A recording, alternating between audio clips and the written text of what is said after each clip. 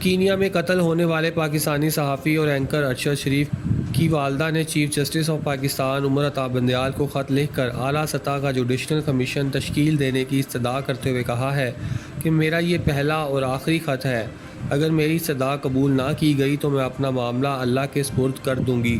ارشد شریف کی والدہ نے اپنے خطوط میں ارشد شریف کے ملک چھوڑنے کی وجوہات، دبئی سے کینیا منتقل ہونے اور ان کے قتل کے بعد کینیا کی پولیس کے بدلتے بیانات اور حکومت کی جانب سے اب تک کیے گئے اقدامات کی روشنی میں عدالت عظمیٰ سے استدعا کی ہے کہ میرے بیٹے کے کیس کو متنازع ہونے سے بچایا جائے۔ خط میں یہ بھی کہا گیا ہے کہ ارشد شریف کے اہل خانہ جن میں والدہ، اہلیہ اور 5 بچے شامل ہیں کو انصاف فراہم کیا جائے اور ارشد شریف کے کیس کو سیاسی منافقت اور بددیانتی سے بچایا جائے۔ خط میں کہا گیا ہے کہ ارشد شریف دبئی پہنچے تو تسلی تھی کہ اب خطرے سے باہر ہیں۔ وہ کینیا میں 2 ماہ سے مقیم تھے جہاں میرے بیٹے کو بے دردی سے قتل کر دیا گیا۔ ارشد شریف نے 12 مئی کو بذریعہ خط آپ کو خطرات سے آگاہ کیا تھا۔ خط میں آپ کو غداری کے بے بنیاد مقدمات سے آگاہ کیا تھا۔ والدہ ارشد شریف نے لکھا کہ ان کے خلاف متعدد مقدمات بنائے گئے جن میں غداری کے مقدمات بھی شامل تھے۔ اس وجہ سے ان کی زندگی کو خطرات تھے۔ ان خطرات کی وجہ سے ارشد شریف کو ملک سے باہر پناہ لینی پڑی۔ ارشد شریف کی بیوہ اور یتیم بچوں کو انصاف کے سوا کچھ نہیں چاہیے۔ والدہ کا کہنا ہے کہ کینیا کی پولیس نے 3 سے 4 مرتبہ اپنا موقف تبدیل کیا۔ تحقیقاتی ٹیم کی روانگی سے قبل وفاقی وزراء نے من گھڑت کہانیاں بنائی جن کی وجہ سے شک و شبہات نے جنم لیا۔ یہ بیانات میڈیا کے ریکارڈ پر موجود ہیں۔ انہوں نے مزید لکھا کہ مجھے انصاف کے علاوہ کچھ نہیں چاہیے، یہ میرا پہلا اور آخری خط ہے، اس کے بعد میں اپنا کیس اللہ کی عدالت میں رکھ دوں گی۔ توقع ہے میرا خط ہلاک ہونے والے بیٹے ارشد شریف کے خط کی طرح سرد کھانے کی نظر نہیں ہوگا۔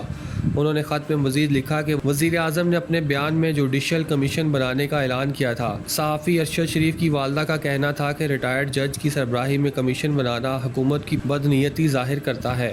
انہوں نے خط میں یہ بھی کہا کہ ارشد شریف کے ورثاء اور صحافی برادری کا غم و غصہ فراہمی انصاف سے ہی کم ہوگا۔ جناب ایاز صادق صاحب، آپ نے بالکل درست کہا کہ بہت سارے چیلنجز ہیں۔ یہ عمارتیں بن جاتی ہیں، لیکن عمارتیں جتنی خوبصورت بھی ہوں اور کانسٹیٹیوشن ایونیو پہ بھی ہو، اگر اس ادارے کے اصل سٹیک ہولڈر عوام اور اس کے لیٹیگنٹس کو سستا اور جلد انصاف نہیں ملے گا تو یہ عمارتیں بے معنی ہوں۔ اور اسی کو مد نظر رکھتے ہوئے میں یقیناً اسلام آباد میں 2018 میں، اور یہ میری بڑی خوش قسمتی ہے کہ اسلام آباد ہائی کورٹ میں ایک ایسی ٹیم تھی آنریبل ججز کی جن کو یہ احساس تھا، اور ہم نے 2018 میں پہلے اپنے آپ سے یہ سوال پوچھا کہ کیا ہمارا جو سائل ہے، کیا جو ہمارا لیٹیگنٹ ہے، کیا جو وہ جس کے لیے ہمارا وجود ہے، خواہ ہم ہیں یا وکلا ہیں، ہمارا وجود ہی اس سائل کے لیے ہے، اس لیٹیگنٹ کے لیے ہے۔ ہم نے پہلے اپنے آپ سے یہ سوال پوچھا کہ کیا ان کا ہم پہ اس قسم کا اعتماد ہے جیسے ہونا چاہیے۔ اس میں کوئی آر میں نہیں سمجھتا، یہ تسلیم کرنے کے کہ اس سائل کو، اس لیٹیگنٹ کو، اس سٹیک ہولڈر کو ہم پہ اس طرح کا اعتماد نہیں تھا۔ لیکن 70 سال کے اس نظام کو جادو کی چھڑی کے ذریعے ہم تبدیل بھی نہیں کر سکتے تھے، تو اس کا بنیادی جو پہلا قدم تھا وہ احساس اور وہ عزم تھا، نہ صرف جج صاحبان کا بلکہ وکلا کا بھی، کہ ہمارا مقصد اس سائل، اس لیٹیگنٹ کی خدمت کرنا۔ لیکن پھر آئین میں جب دیکھا تو آرٹیکل 7 میں ہمیں پتہ یہ چلا کہ ریاست جو ہے، ریاست کی جو تشریح ہے اس میں عدلیہ کا ذکر نہیں، اس میں انتظامیہ ہے، اس میں فیڈرل گورنمنٹ ہے، پروونشل گورنمنٹس ہیں، اس میں पार्लियामेंट है, उसमें सूबाई पार्लियामेंट्स हैं, उसमें हर वो इदारा है जो इस्तिताअत या ताकत रखता है कि वो रेवेन्यू इकट्ठा कर सके। और इसी से मुंसलिक रियासत की जो एक बुनियादी ऑब्लिगेशन है आइन के तहत, वो है to ensure inexpensive and expeditious justice. सिर्फ इमारतों पे हमने नहीं समझा कि इमारतें उसके बुनियादी वो है या यही जरूरत है। हमने उससे बढ़कर यह सोचा कि इमारतें तो होती रहेंगी, लेकिन सबसे जरूरी यह है कि 70 साल का जो निज़ाम है इसकी तब्दीली जरूरी है, उसके इस्लाहात जरूरी है। उस इस्लाहात के लिए हमने आर्टिकल 7 को सामने रख के एक बड़ा एम्बिशियस रिफॉर्म प्रोग्राम तरतीब दिया है, जिसका कॉन्सेप्ट पेपर भी हमने अपनी वेबसाइट पे लगाया है।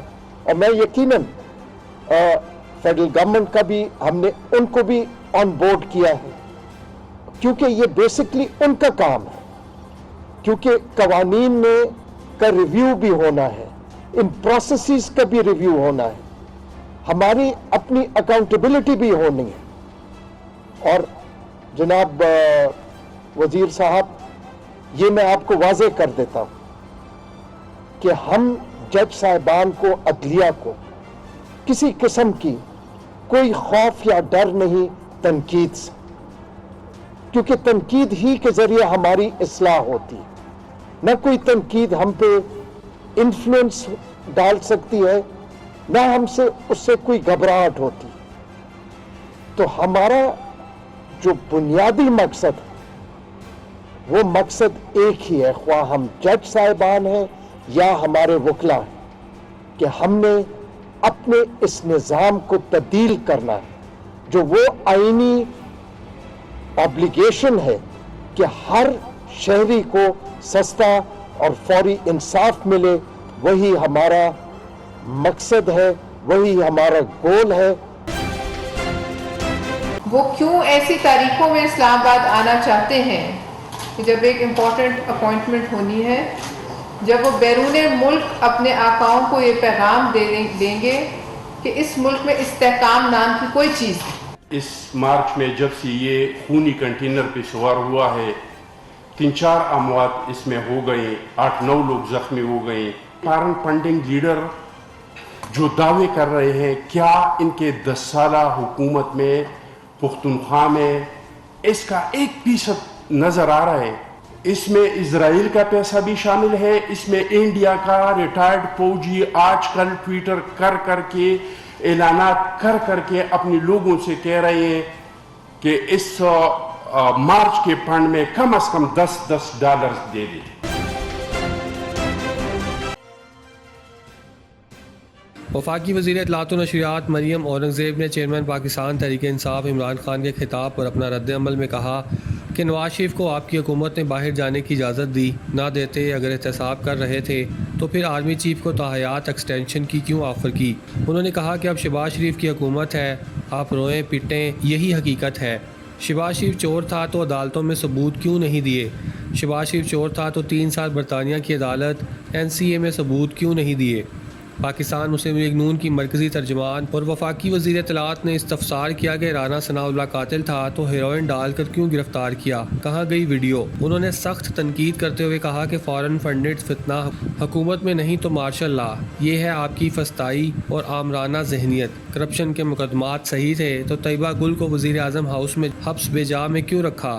वफाकी वज़ीर इत्तलात मरियम औरंगज़ेब ने साबिक़ वज़ीर आज़म पर कड़ी नुक्ताचीनी करते हुए इस्तफसार किया कि मुकदमात सही थे तो आपके दौरे हुकूमत में अदालतों ने बरी क्यों किया?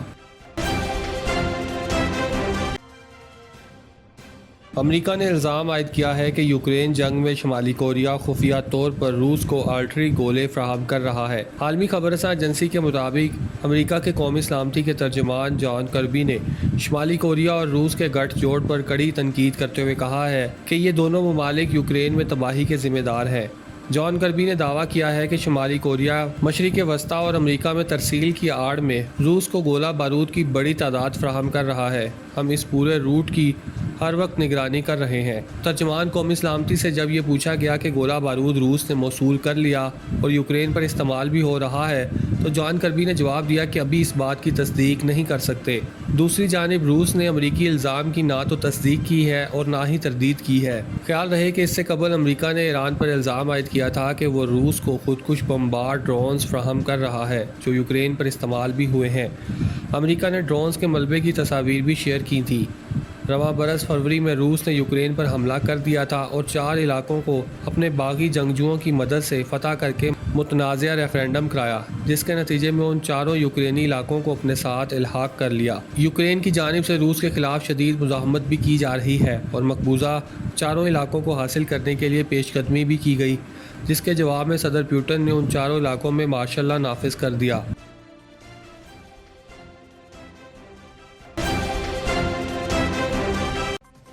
چاندنی چوک پر آئیں، گھر جیسا کھانا کھائیں۔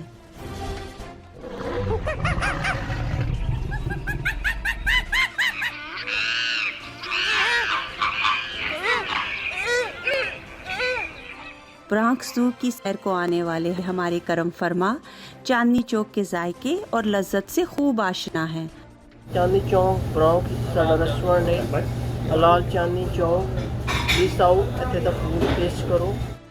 عرصہ دراز سے کاؤنٹی میں رہنے والے حلال دیسی کھانوں کے شوقین بھی صرف چاندنی چوک ریسٹورنٹ کو ہی ترجیح دیتے ہیں، اس لیے کہ ہمارے کھانے بالکل گھر جیسے ہوتے ہیں۔